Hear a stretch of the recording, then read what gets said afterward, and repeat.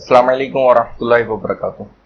دوستوں، آج کا سبق میں انشاءاللہ آج ہم 27 شوال کا سبق پڑھیں گے، جو ہے موجودہ دور کا ایک عبرت آموز واقعہ۔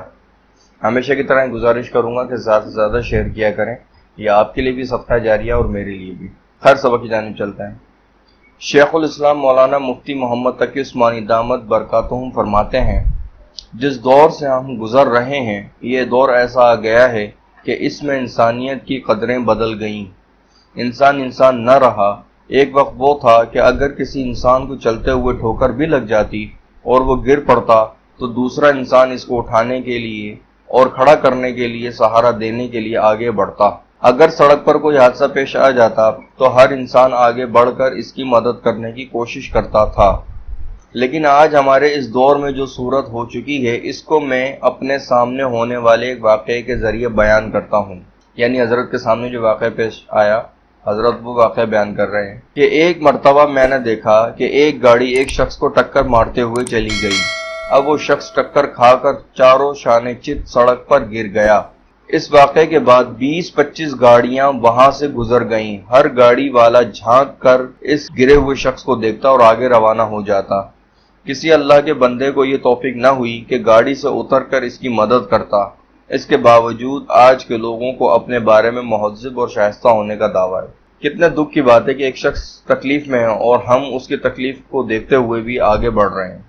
اسلام تو بہت آگے کی چیز ہے، لیکن ایسے موقع پر انسانیت کا تقاضا یہ ہے کہ آدمی اتر کر دیکھ تو لے کہ اس کو کیا تکلیف پہنچی ہے۔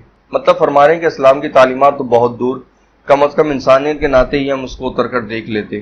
حضور اقدس صلی اللہ علیہ وسلم نے اس حدیث پاک میں فرما دیا کہ ایک مسلمان یہ کام نہیں کر سکتا کہ وہ دوسرے مسلمان کو اس طرح بے یار و مددگار چھوڑ کر چلا جائے، بلکہ ایک مسلمان کا فرض ہے کہ اگر وہ دوسرے کسی مسلمان کو مصیبت میں گرفتار پائے یا کسی پریشانی یا مشکل میں دیکھے تو حتی الامکان اس کی پریشانی اور مصیبت کو دور کرنے کی کوشش کرے۔